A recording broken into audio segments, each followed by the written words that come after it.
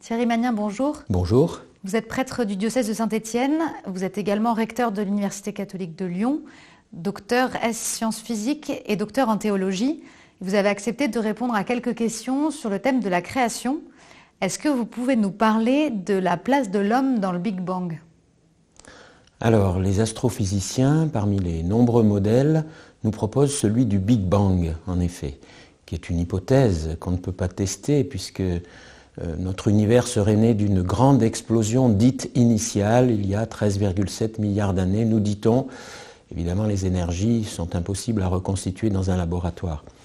Donc c'est une hypothèse. Et en même temps, ça permet, dans le cadre de cette hypothèse, de nous raconter l'histoire de l'évolution, pas simplement de l'évolution du vivant, tel qu'un Darwin et beaucoup d'autres ont pu la raconter depuis quelques siècles, mais l'évolution de l'ensemble de ce qu'on appelle la matière-énergie.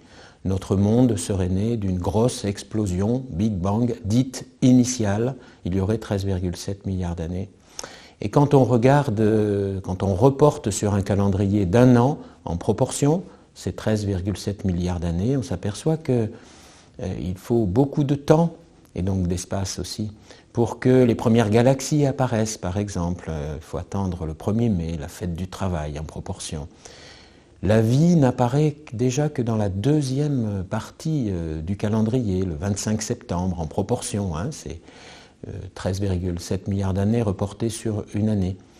Et puis, les humains, quand est-ce qu'ils apparaissent ? Eh bien, dans cette histoire-là, ils apparaissent le 31 décembre à 22h30.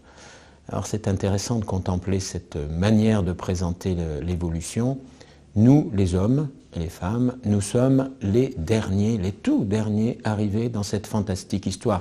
Souvent nous pensons que nous sommes le centre du monde, que tout est lié à nous.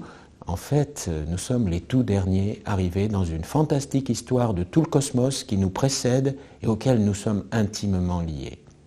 Peut-être avez-vous vu, pour certains d'entre vous, la magnifique photo qui a été proposée en juillet 2013 par la sonde Cassini, que les humains ont envoyée dans l'espace, et qui côtoyait Saturne. Saturne qui est une planète de notre système solaire.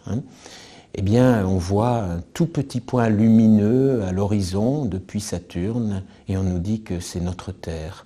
Tout petit point, perdu, si on peut dire, dans une grande galaxie, et quand on sait qu'il y a des milliards de galaxies, oui, l'homme n'est pas au centre du monde, comme on le croyait il y a quelques siècles, ce qui ne l'empêche pas d'être particulier, spécifique. Et ça fait vraiment rebondir la question, qu'est-ce que l'homme dans l'univers ? Il y a une expression que vous utilisez parfois, c'est l'expression écologie humaine. Qu'est-ce que cela signifie ? Est-ce que cette écologie humaine est liée à l'écologie environnementale ?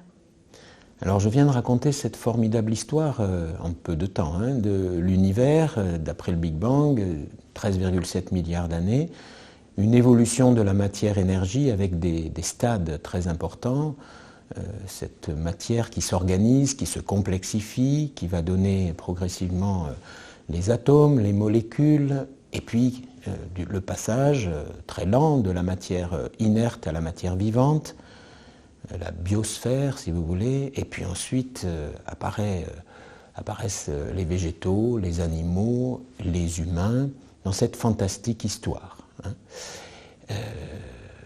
Ça nous montre que l'homme est intimement lié à l'ensemble du cosmos. Et souvent aujourd'hui, depuis déjà pas mal d'années, et c'est bien, on est très sensible à ce que l'homme a fait de la nature. Puisque depuis Descartes, l'homme maître et possesseur de la nature a essayé de maîtriser, de dominer cette nature pour le meilleur mais aussi pour le pire. Et l'homme est parfois devenu prédateur de cette nature. Ça, c'est tout le domaine de l'écologie environnementale. Mais si l'homme est une partie intégrante de cette grande évolution de l'univers, s'il est intimement lié à la nature, prendre soin de la nature et prendre soin de l'homme, c'est tout un. Or, vous remarquez comme moi que les défenseurs de l'écologie environnementale, et ils ont bien raison, les problèmes de climat aujourd'hui sont là, le réchauffement de la planète, le dégagement de CO2, c'est des vrais problèmes de création.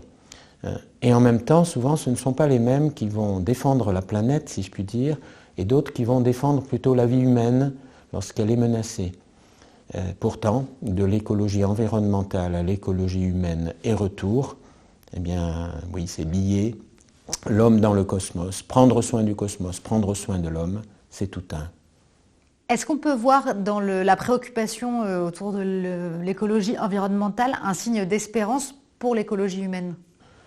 Je crois qu'on va prendre de plus en plus conscience des liens que l'homme a avec l'ensemble du cosmos. Et on le regarde aujourd'hui de manière beaucoup plus scientifique. Ça fait longtemps que, aussi bien dans les mythologies que dans un certain nombre de parcours plus ou moins ésotériques, on nous parle de ce lien entre l'homme et le cosmos, parfois de manière surprenante, parfois de manière peut-être pas très ajustée. Là, progressivement, y compris grâce aux sciences modernes, on prend cette conscience-là. L'homme dans son écosystème, voilà, nous sommes très marqués par notre écosystème. Et prendre soin de l'écosystème et prendre soin de l'homme, encore une fois, c'est un voyage aller-retour qui fait un. Alors pour vous, qu'est-ce que l'homme? Est-ce que la science apporte une réponse exhaustive à cette question? Alors c'est là que dans nos travaux sur la création, il faut bien regarder ce que la science peut apporter. La science ne peut pas tout dire, mais elle dit des choses intéressantes qui vont rebondir avec ce que peut dire la philosophie et qui vont rebondir avec ce que peut dire la théologie, justement. Qu'est-ce que l'homme dans l'univers? On l'a dit tout à l'heure, un petit point, une poussière d'étoiles, un petit point de rien du tout, perdu dans une immensité de temps et d'espace, qui le déborde totalement. Comme disait déjà Pascal à son époque, l'homme n'est plus la mesure de toute chose, la nature n'est plus à la mesure de l'homme, elle déborde de toutes parts. Et en même temps, qu'est-ce que l'homme qui est à la fois une créature fragile, vulnérable, sans doute bien plus vulnérable à la naissance que n'importe quel autre animal, par exemple, et puis qui a pourtant cette capacité extraordinaire de penser, cette capacité extraordinaire de prendre du recul, cette capacité extraordinaire d'avoir une conscience qu'il est conscient de lui-même, être conscient d'être conscient. Aujourd'hui, on détecte des degrés de conscience chez les animaux, mais la conscience humaine, grâce au cerveau, mais grâce au corps, grâce aux émotions, grâce à l'ensemble de ce qu'est l'homme, corps, âme, esprit, comme on dit dans la tradition ici à Lyon avec saint Irénée par exemple, voilà, qu'est-ce que l'homme qui a des capacités biologiques qui lui viennent de cette grande évolution, et puis qui en même temps, en exerçant ses capacités, est capable du meilleur, du pire aussi d'ailleurs, mais du meilleur dans les domaines de l'art, de la science, de la philosophie, de la poésie, de l'action, de la construction et de la spiritualité. Maurice Zindel a des paroles extraordinaires, ce grand mystique du XXe siècle, philosophe en même temps qui connaissait très bien les sciences de son époque. Il dit, oui, les racines biologiques de l'homme sont derrière lui. Nous venons de cette grande évolution dont j'ai tracé quelques traits tout à l'heure. Oui, biologiquement parlant, c'est vrai. Nous sommes donc issus du cosmos. Et en même temps, les racines de la personne humaine ne sont pas derrière, elles sont devant lui. C'est-à-dire qu'il a toute son existence pour grandir, pour s'accomplir, pour aller vers une croissance que ses formidables capacités, notamment de conscience, vont lui permettre de croissance. Et c'est ça, qu'est-ce que l'homme? Capacités qui lui viennent de l'évolution, capacités qui parfois sont moindres que celles de certains animaux, on ne monte pas aux arbres comme un singe, et en même temps, capacité de se déployer, de s'adapter, d'aimer, de construire des sociétés où la justice, où le partage, où la fraternité soit réelle, même s'il est aussi capable des guerres les plus atroces, une capacité extraordinaire de l'homme et de l'humanité qui lui donne une place tout à fait originale, la capacité de penser tout ce temps et tout cet espace, la capacité d'agir et la capacité de liberté, bien sûr, de faire des choix qui engagent, qui modifient, y compris le cosmos autour de lui. Je crois que le psaume 8 et le psaume 143 dans la Bible qui posent justement cette question « Qu'est-ce que l'homme pour que tu penses à lui, Seigneur ?» Il rebondit d'intelligence et d'intérêt pour les hommes et les femmes de notre 21e siècle avec tout ce que les sciences d'aujourd'hui apportent. Parmi ces capacités extraordinaires qu'a l'homme, il y a celle de sa conscience, nous venons de le dire, et ce qu'on peut appeler la conscience profonde, ce que le Concile Vatican II appelle le sanctuaire, le cœur du cœur, le fond du cœur de l'homme, si vous voulez, justement là où Dieu lui parle. Alors ça va être une des grandes révolutions de toute spiritualité, parce que le développement de la spiritualité va de pair avec le développement de l'humanité. Alors on pourrait dire c'est une illusion, on se fabrique des images de Dieu, et sans doute qu'on s'en est fabriqué et qu'on s'en fabrique beaucoup. Dans la tradition chrétienne, il y a ce qu'on appelle la révélation. Dieu parle au cœur de l'homme. J'ai mis ma loi dans votre cœur. Et cette expérience extraordinaire de la conscience profonde, là où Dieu me parle, là où Dieu nous parle, ce Dieu qui se révèle dans l'histoire, justement, par sa parole, nous dit toute la tradition biblique, eh bien, il a choisi le cœur de l'homme comme lieu privilégié de la révélation. Et c'est toute l'aventure spirituelle, basée sur des capacités biologiques, oui, d'intériorité. Nos fonctionnalités nous permettent l'intériorité. En même temps, l'exercice de l'intériorité nous met en relation avec ce Dieu créateur de tout le cosmos, ce Christ cosmique, comme dit la Bible, qui nous parle au cœur.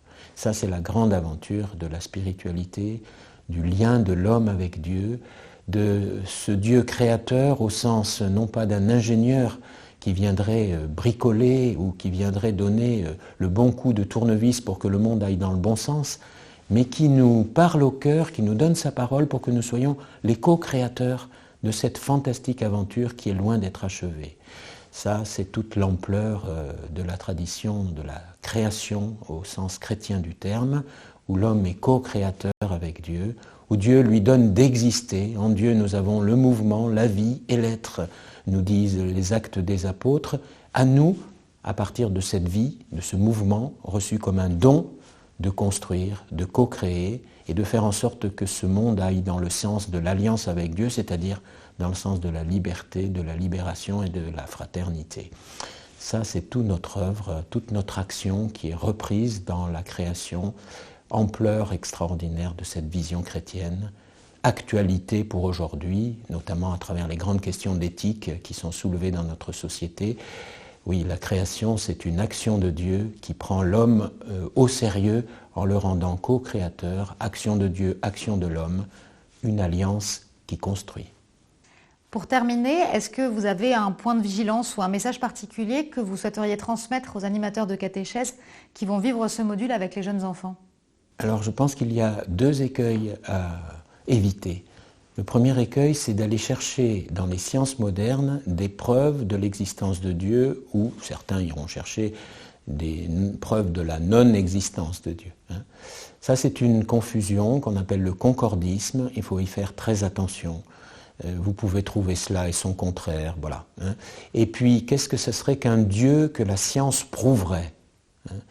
Le Dieu de la Bible, il se donne gratuitement, il n'est pas de l'ordre d'une preuve, d'une explication ou d'une démonstration. Attention de faire de Dieu une explication à ce qui manquerait à la science d'aujourd'hui, jusqu'à ce que la science trouve d'autres explications et qu'on n'ait plus besoin de ce Dieu explication. À l'opposé, ce qu'on appelle le discordisme cette fois, c'est-à-dire la séparation radicale. Oui, il faut distinguer science, philosophie, théologie, oui, il faut les distinguer, mais il faut essayer de les articuler et de les unir.